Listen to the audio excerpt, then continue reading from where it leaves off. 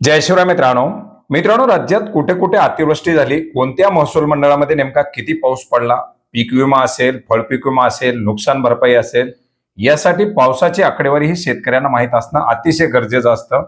बऱ्याच साऱ्या फळपीक विम्यामध्ये कमी पावसाचा असेल किंवा जास्त पावसाचा असेल किंवा सततच्या पावसाचा ट्रिगर असेल, असे ट्रिगर लागू असतात.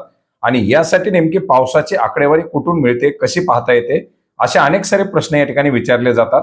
मित्रांनो, एकंदरीत आपण जर पाहिलं तर कृषी महाराष्ट्राच्या वेबसाईटवरती रोजच्या पावसाची आकडेवारी ही या ठिकाणी दिली जाते.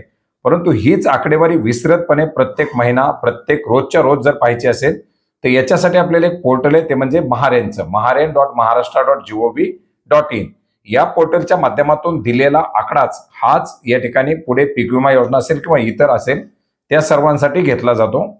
याच्यामध्ये आपण जर पाहिलं तर इथं प्रत्येक जिल्ह्याची आकडेवारी आपण पाहू शकता. तर आपण अहिल्यानगर जर निवडला तर अहिल्यानगरमध्ये नॉर्मल रेनफॉल आजच्या तारखेपर्यंत किती मिलीमीटर झालाय, 3 ऑगस्ट म्हणजे कालच्या डेट पर्यंत किती झालाय, म्हणजे आजची डेट आणि कालचा आपण या ठिकाणी पाऊस पाहू शकता. आजच्या तारखेला याच्यामध्ये 2.5 मिलीमीटर पाऊस पडलाय आणि प्रोग्रेसिव्ह रेनफॉल जो आहे तो आतापर्यंत 14 मिलीमीटर झालेला असं या ठिकाणी दाखवलं जाते. हेच आपण जर जिल्हा बदलला, आता याच्यामध्ये आपण जर पाहिलं तर समजा आपण जळगाव निवडूया.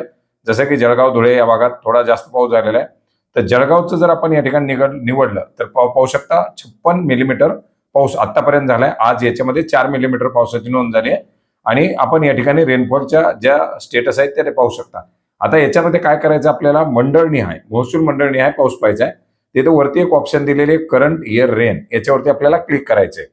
करंट इयर रेन वरती क्लिक केल्यानंतर सिरेक रिपोर्ट याच्यामध्ये आपल्याला सर्कल वाईज, तहसील वाईज, डिस्ट्रिक्ट वाईज अशा प्रकारे दाखवले. आपल्याला या ठिकाणी सर्कल वाईज निवडायचे.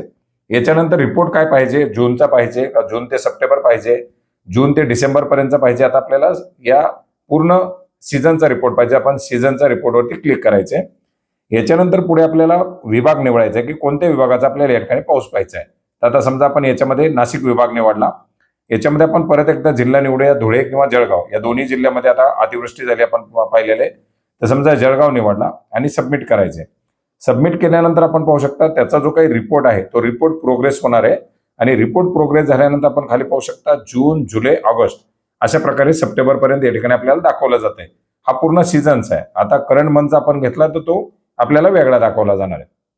आता याच्यामध्ये आपण पाहू शकता जळगाव, भुसावळ, यावल, रावेल, अमळनेर वगैरे वगैरे या ठिकाणी आपल्याला दाखवलं जात आहे.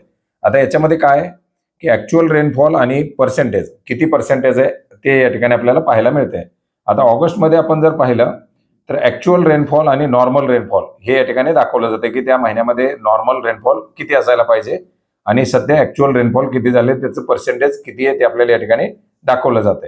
हे आपण यामध्ये पाहू शकता. आता जुलैमध्ये पाहू शकता जे पर्सेंटेज आहे ते पर्सेंटेज काही ठिकाणी 156%, 185% असं या ठिकाणी दाखवलं जाते.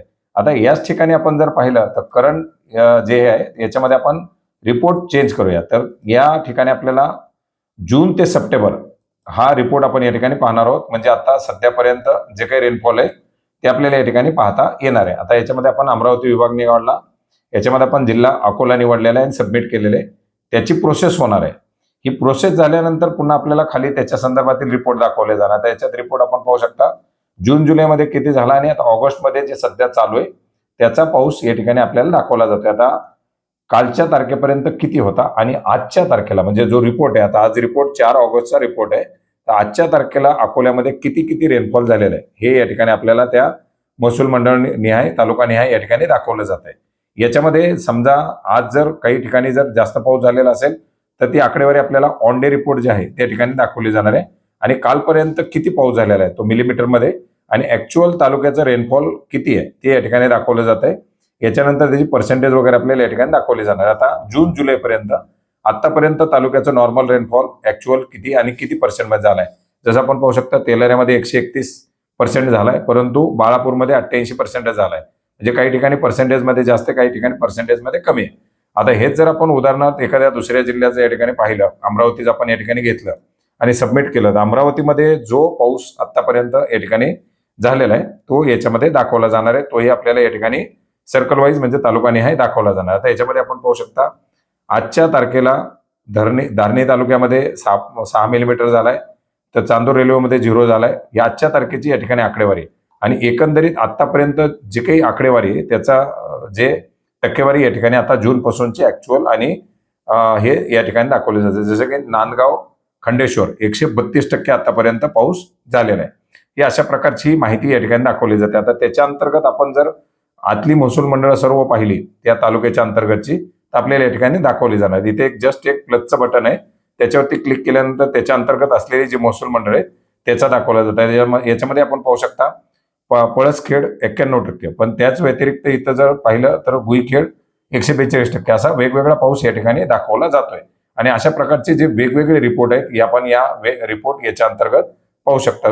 टोटल सेशनचा किती आहे, जून ते डिसेंबर, जून ते सप्टेंबर आणि जून महिन्याचा किती हे आपण या ठिकाणी पाहू शकता. त्याच्या संदर्भातील जे ग्राफ आहेत ते ग्राफ सुद्धा आपण या ठिकाणी पाहू शकता. पावसाचे रेन ग्राफ्स, बार ग्राफ्स, लाईन ग्राफ्स आणि गेल्या वर्षीचं जे काही पावसाची आकडेवारी ती सुद्धा या ठिकाणी दिली जाते.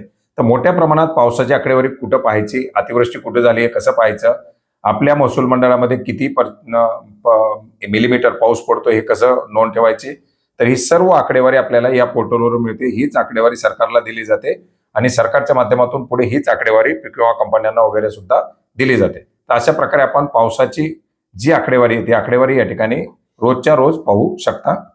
धन्यवाद.